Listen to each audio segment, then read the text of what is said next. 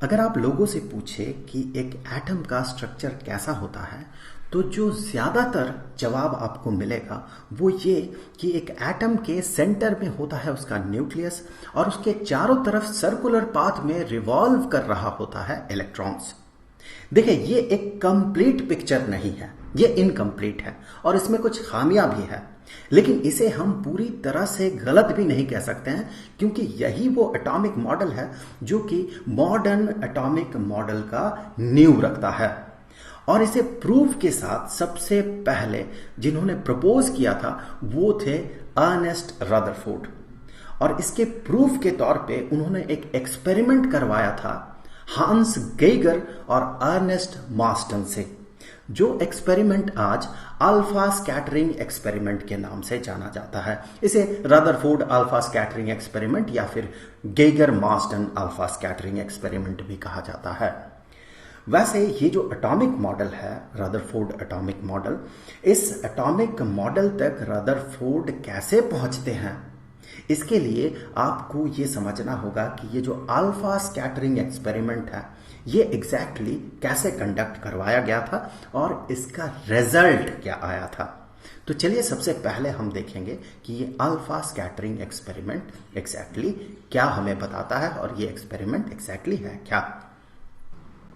तो बने रहिए हमारे साथ, आप देख रहे हैं एडू पॉइंट। क्लास 11th और 12th के फिजिक्स के किसी भी टॉपिक को देखने के लिए यूट्यूब के सर्च बार में जाके टाइप करें अपना टॉपिक, फिर एडू पॉइंट लिख के सर्च कर ले, आपको आपका वीडियो मिल जाएगा। तो इस अल्फा स्कैटरिंग एक्सपेरिमेंट को समझने से पहले हमें समझना होगा इसका सेटअप एग्जैक्टली कैसा था। देखिए, यह है अल्फा स्कैटरिंग एक्सपेरिमेंट, मतलब हमें चाहिए होगा अल्फा पार्टिकल। अल्फा पार्टिकल मतलब कि हीलियम न्यूक्लियस, जो कि रेडियो एक्टिव एलिमेंट से, बहुत सारे रेडियो एक्टिव एलिमेंट से एमिटेड होता है, रेडिएटेड होता है। तो उसके लिए सबसे पहले हमें चाहिए होगा सोर्स ऑफ अल्फा पार्टिकल, जिसके लिए यूज किया गया एक लेड बॉक्स। अब लेड बॉक्स से क्यों यूज किया गया इस पे हम थोड़ी देर में बात कर रहे हैं। यहां से अल्फा पार्टिकल बाहर निकलता है, कैसे, इसके लिए चलिए इसके क्रॉस सेक्शनल व्यू देख लेते हैं। इसे अगर बीच से यहां से काटा जाता है तो हमें कुछ ऐसा दिखेगा। यहां पर ये एक सॉलिड बॉक्स है लेकिन बीच में एक टनल होता है, एक छेद होता है। यहीं पर इस जगह पे रखा जाता है रेडियो एक्टिव एलिमेंट को। यहां से निकलता है अल्फा पार्टिकल, ये इधर उधर डायरेक्शन में, रैंडम डायरेक्शन में अल्फा पार्टिकल्स निकलता है। जो भी लेड वॉल से टकराता है अल्फा पार्टिकल्स, वो लेड जो है वो अल्फा पार्टिकल्स को एब्जॉर्ब कर लेता है। सिर्फ वही अल्फा पार्टिकल्स यहां से बाहर निकलता है जो कि बिल्कुल सीधा निकलता हो। मतलब कि इस लेड बॉक्स के अंदर जो रेडियो एक्टिव एलिमेंट है वो भले ही रैंडम डायरेक्शन में इधर उधर अल्फा पार्टिकल को रेडिएट करे, देखिए उसका कोई स्पेसिफिक डायरेक्शन नहीं होता। एक रेडियो एक्टिव एलिमेंट किस डायरेक्शन में रेडियो एक्टिव रेज को एमिट करेगा उसका कोई सर्टेन डायरेक्शन नहीं है, वो रैंडम इधर उधर के डायरेक्शन में रेडिएट करेगा। सो इसे सीधी रेखा में, बिल्कुल स्ट्रेट लाइन में इसे पाने के लिए कुछ ऐसा कंस्ट्रक्शन किया जाता है कि एक सॉलिड लेड बॉक्स होता है और बीच में होता है उसका टनल। लेड बॉक्स क्यों यूज किया जाता है ये तो आप समझ ही गए होंगे कि इधर उधर वाला जो अल्फा पार्टिकल है इसे वो अब्सॉर्ब कर लेता है। बिल्कुल सीधा जो खाली जगह है, जो ये चैनल है, जो टनल है, वहीं से अल्फा पार्टिकल बाहर निकल पाता है। तो इस लेड बॉक्स से जो अल्फा पार्टिकल्स निकलेंगे वो कुछ इस तरह से बिल्कुल सीधे स्ट्रेट लाइन में निकलेगा। अब क्या है, अब यूज किया गया एक गोल्ड फॉयल, बहुत बहुत पतला gold foil. Gold foil use करने के पीछे रीजन ये था कि गोल्ड फॉयल बहुत ज्यादा, गोल्ड जो है ये बहुत ज्यादा मैलिएबल होता है, इसे हम बहुत पतला बना सकते हैं पीट पीट के। और दूसरा रीजन ये है कि गोल्ड न्यूक्लियस जो है, गोल्ड एटम बेसिकली, तब तो न्यूक्लियस का कॉन्सेप्ट तभी तक आया नहीं था, इस एक्सपेरिमेंट के बाद आया वो कॉन्सेप्ट। गोल्ड एटम जो है बहुत हेवी होता है। सो ये भी एक रीजन है कि इसे यूज किया जाता है, वो आप आगे समझ जाएंगे कि हेवी न्यूक्लियस या हेवी एटम यूज करने का जो बेनिफिट था वो क्या था। अब यूज किया जाता है लेड बॉक्स के साथ साथ गोल्ड फॉयल। लेड बॉक्स से अल्फा पार्टिकल इस तरह से बाहर निकलता है जो कि गोल्ड फॉयल से जाके टकराता है। अब एक वॉल होता है इसके चारों तरफ, एक थिक वॉल, और इस गोल्ड फॉयल से जो अल्फा पार्टिकल इससे टकरा के जो इधर उधर जाएगा उसे डिटेक्ट करने के लिए यूज किया जाता है गेगर काउंटर। इसे गेगर मुलर काउंटर भी कहा जाता है। इस टॉपिक पे, गेगर काउंटर पे, मैं जरूर आप लोगों के लिए एक वीडियो बना दूंगा कि ये गेगर काउंटर एग्जैक्टली काम कैसे करता है। अब ये जो गेगर काउंटर है, जो कि ऑब्वियसली अल्फा पार्टिकल को डिटेक्ट करने के लिए यूज किया जाता है, यहाँ पर जितना भी अल्फा पार्टिकल पहुंचता है ये उसे डिटेक्ट कर पाता है किस अमाउंट में अल्फा पार्टिकल आ रहा है। ये इस वॉल में इस तरह से ये मूव कर सकता है। इस तरह से इसे मूव करवाते हुए किस जगह पे किस अमाउंट में अल्फा पार्टिकल पहुंच रहा है इसे पता किया जा सकता है। अब देखते हैं इसका एग्जैक्ट वर्किंग कैसा होगा। अब यहां से निकला अल्फा पार्टिकल, उन्होंने गेगर काउंटर यूज करते हुए देखा कि ज्यादातर अल्फा पार्टिकल्स जो है वो इस तरह से बिल्कुल स्ट्रेट लाइन में गोल्ड फॉयल को पेनेट्रेट करते हुए पार हो जा रहा। बहुत ही कम अमाउंट में अल्फा पार्टिकल थोड़ा सा डेविएट कर रहा है, इस तरह से आके वो डेविएट कर रहा है, लेकिन इसका अमाउंट बहुत ही कम उन्होंने पाया। और बहुत बहुत बहुत कम अल्फा पार्टिकल्स ऐसा पाया गया जो कि लगभग 180 डिग्री में इस गोल्ड फॉयल से रीबाउंड कर जा रहा है। तो उन लोगों ने देखा कि ज्यादा से ज्यादा अल्फा पार्टिकल का कंसंट्रेशन एक छोटा सा रीजन में है जहां पर कि डेविएशन बहुत बहुत कम हो रहा है, और बहुत ही कम अल्फा पार्टिकल्स उन लोगों को इस रीजन में मिला। चलिए डेटा थोड़ा डिटेल्स में देख लेते हैं कि एक छोटा सा रीजन जहां की एंगल ऑफ डेविएशन सिर्फ 1 डिग्री का हो, इसी रीजन में उन्हें बहुत बहुत सारे अल्फा पार्टिकल्स मिले। लगभग 99.86% अल्फा पार्टिकल्स सिर्फ इसी रीजन में मिला जहां पर कि उसका डेविएशन नहीं हो रहा, ना के बराबर डेविएशन हो रहा, सिर्फ 1 डिग्री के रेंज में। और बाकी जगह पे मिला बाकी बचे अल्फा पार्टिकल्स जो कि है 0.14%, सिर्फ 0.14%।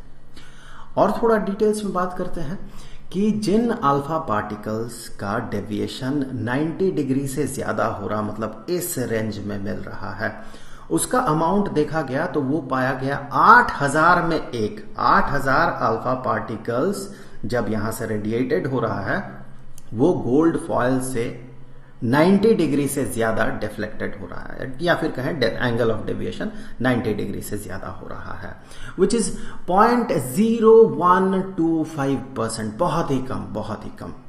और जिन अल्फा पार्टिकल्स का डेविएशन लगभग 180 डिग्री के बराबर है, मतलब कि वो रीबाउंड कर रहा है, इस तरह से जा रहा है और रीबाउंड करके वापस आ रहा है, उसका अमाउंट देखा गया कि वो 20,000 में 1 है, विच इज 0.005%। ये बहुत ही कम अमाउंट में अल्फा पार्टिकल्स रीबाउंड कर रहा है। अब इस रिजल्ट को देखते हुए रदरफोर्ड ने कहा कि जो प्लम पुडिंग मॉडल है वो सही नहीं हो सकता है।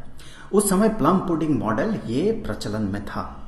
प्लम पुडिंग मॉडल कहता है कि एक एटम का पूरा स्पेस, इसमें पॉजिटिव चार्ज यूनिफॉर्मली डिस्ट्रीब्यूटेड रहता है और उसके बॉडी में नेगेटिवली चार्ज्ड इलेक्ट्रॉन्स एम्बेडेड रहता है।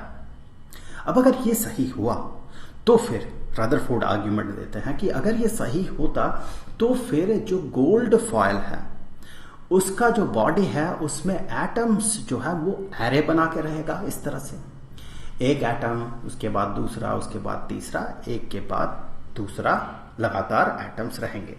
अब अगर एटम का पूरा बॉडी पॉजिटिवली चार्ज्ड होता तो फिर जो अल्फा पार्टिकल्स हैं जो कि खुद पॉजिटिवली चार्ज्ड बॉडी है, अल्फा पार्टिकल हीलियम न्यूक्लियस होता है तो इसमें पॉजिटिव चार्ज रहता है, तो ये अल्फा पार्टिकल जो खुद पॉजिटिवली चार्ज्ड बॉडी है तो ये एटम्स का पूरा बॉडी पॉजिटिव चार्ज होने के कारण इलेक्ट्रोस्टैटिक रिपल्सिव फोर्स वहां पर एक्ट होता और उस रिपल्शन के कारण जो अल्फा पार्टिकल्स हैं वो रीबाउंड कर जाते हैं। इस तरह से सारे के सारे अल्फा पार्टिकल्स को रीबाउंड करना चाहिए था, लेकिन अल्फा स्कैटरिंग एक्सपेरिमेंट का रिजल्ट ये सजेस्ट नहीं कर रहा था।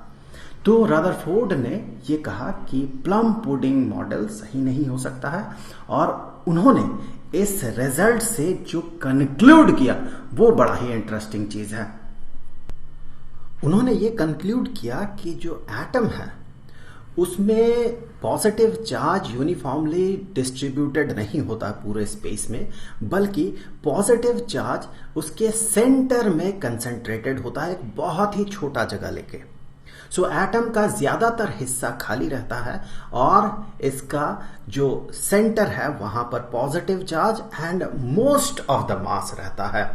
इसीलिए जब अल्फा पार्टिकल से इसे बॉम्बार्ड किया जाता है तो जो अल्फा पार्टिकल कोलाइड करता है सेंटर से, जिसे कि न्यूक्लियस कहा जाता है, वो रिबाउंड कर जाता है और जो इसके बहुत क्लोज होता है वो डिफ्लेक्टेड हो जाता है, लेकिन बाकी अल्फा पार्टिकल्स जो है वो सीधे ऐसे ही अपने स्ट्रेट लाइन में प्रोपेगेट कर जाता है। वैसे ये डिफ्लेक्टेड क्यों होता है और रिबाउंड क्यों होता है, इस पे तो हमने इससे पहले बात कर लिया है, क्योंकि सेंटर में सारा पॉजिटिव चार्ज रिसाइड करता है अकॉर्डिंग टू रदरफोर्ड, और अल्फा पार्टिकल भी पॉजिटिवली चार्ज्ड है तो वो इस तरह से आता है और इलेक्ट्रोस्टैटिक रेपल्शन के कारण पॉजिटिव और पॉजिटिव चार्ज के बीच रेपल्सिव फोर्स एक्ट करता है, तो रेपल्सिव फोर्स के कारण ये इस तरह से रिबाउंड कर जाता है वो अल्फा पार्टिकल जो कि बिल्कुल इस न्यूक्लियस के साथ कोलाइड कर रहा है। और जो अल्फा पार्टिकल बहुत क्लोज होता है इस न्यूक्लियस के, तो वो इस फोर्स को एक्सपीरियंस करता है, रेपल्सिव फोर्स को, और इस तरह से डिफ्लेक्टेड हो जाता है। बाकी जो दूर रहता है अल्फा पार्टिकल्स न्यूक्लियस से, उसमें इलेक्ट्रोस्टैटिक रेपल्सिव फोर्स उतना एक्ट नहीं करता है, इसीलिए वो स्ट्रेट लाइन में प्रोपेगेट कर जाता है। अब यहां से आके रदरफोर्ड ने एक एटॉमिक मॉडल प्रपोज किया जिसे कि रदरफोर्ड एटॉमिक मॉडल कहा जाता है। उन्होंने ये कहा कि एटम का ज्यादातर मास और पूरा का पूरा पॉजिटिव चार्ज उसके सेंटर में एक बहुत ही छोटे रीजन में बहुत ही डेंसली कंसंट्रेटेड रहता है। रदरफोर्ड ने उस रीजन का नाम दिया था न्यूक्लियस। अब इस न्यूक्लियस के चारों तरफ इलेक्ट्रॉन्स रिवॉल्व करता है बहुत ही हाई स्पीड से सर्कुलर पाथ में, जिसे कि ऑर्बिट्स कहा जाता है, जैसे सूरज के चारों तरफ रिवॉल्व करता है प्लैनेट्स। और ये इलेक्ट्रॉन्स न्यूक्लियस के साथ बंधा हुआ होता है इलेक्ट्रोस्टैटिक फोर्स ऑफ अट्रैक्शन से, क्योंकि न्यूक्लियस जो है ये पॉजिटिवली चार्ज्ड है और इलेक्ट्रॉन्स में होता है नेगेटिव चार्ज। पॉजिटिव चार्ज और नेगेटिव चार्ज के बीच इलेक्ट्रोस्टैटिक अट्रैक्शन काम करता है। लेकिन इस मॉडल की कुछ खामियां हैं। देखिए, इलेक्ट्रोमैग्नेटिक थ्योरी ये कहता है कि जब कोई चार्ज एक्सीलरेटेड हो तो वो इलेक्ट्रोमैग्नेटिक रेडिएशन रेडिएट करता है, इससे उसका एनर्जी घटता है। अब कोई भी रिवॉल्विंग ऑब्जेक्ट, इसमें एक्सीलरेशन रहता है, चाहे वो कांस्टेंट स्पीड से रिवॉल्व करे या वेरिएबल स्पीड से रिवॉल्व करे, उसमें होता है एक्सीलरेशन। और इलेक्ट्रॉन्स ये तो नेगेटिवली चार्ज्ड बॉडी है, तो जब इलेक्ट्रॉन्स ऑर्बिट में रिवॉल्व कर रहा होता है तो हम कह सकते हैं नेगेटिव चार्ज एक्सीलरेशन में है, तो इसे इलेक्ट्रोमैग्नेटिक रेडिएशन एमिट करना चाहिए और इस प्रोसेस में इसे लूज करना चाहिए एनर्जी, और एनर्जी लूज करने के कारण इसका ऑर्बिट जो है ये धीरे धीरे श्रिंक करना चाहिए, और श्रिंक करते हुए इलेक्ट्रॉन्स को न्यूक्लियस के साथ सट जाना चाहिए। मैथमेटिकल कैलकुलेशंस ये दिखाता है कि ऐसा होने में सिर्फ और सिर्फ 10⁻⁻8 सेकेंड लगेगा, लेकिन ऐसा होता नहीं है। तो रदरफोर्ड का जो मॉडल है ये एटम के स्टेबिलिटी को एक्सप्लेन नहीं कर पाता है, तो ये इसका बहुत बड़ा एक ड्रॉबैक है। इसका एक दूसरा ड्रॉबैक भी है, वैसे से ड्रॉबैक के बदले अगर हम इनकम्प्लीटनेस कहें तो ज्यादा बेहतर होगा। वो ये कि रदरफोर्ड का जो मॉडल है ये इलेक्ट्रॉनिक स्ट्रक्चर, जैसे इलेक्ट्रॉन्स किस तरह से न्यूक्लियस के चारों तरफ डिस्ट्रीब्यूटेड होगा और उनमें कितनी एनर्जी होगी, इस बारे में रदरफोर्ड का मॉडल कुछ नहीं बताता है। लेकिन इन कमियों के बावजूद भी हम रदरफोर्ड एटॉमिक मॉडल को नकार नहीं सकते हैं, इसका मोल को हम कम नहीं कर सकते हैं, क्योंकि उस समय का प्रचलित एटॉमिक मॉडल था प्लम पुडिंग मॉडल, जिससे कि एक बहुत बड़ा जंप था ये रदरफोर्ड एटॉमिक मॉडल। और इसके बाद बोर ने इसे किया था मॉडिफाई और बोर एटॉमिक मॉडल आया था और आगे एटॉमिक मॉडल का क्वांटम मैकेनिकल व्यू आया। तो इस लिहाज से भी रदरफोर्ड एटॉमिक मॉडल एक बहुत ही इंपॉर्टेंट और वैल्यूएबल एक स्टेप है। आपका सफर कितना भी बड़ा क्यों ना हो, आपको पहला छोटा कदम रखना ही पड़ेगा और छोटे छोटे कदम मिलकर ही एक बड़ा सफर तय होता है। तो चाहे आप पहला कदम रख रहे हो या दूसरा या फिर अंतिम कदम रख रहे हो, हर एक कदम का मोल बराबर है। रदरफोर्ड एटॉमिक मॉडल का भी मोल उतना ही है जितना कि बोर एटॉमिक मॉडल का है और जितना कि एटॉमिक मॉडल का क्वांटम मैकेनिकल व्यू का है।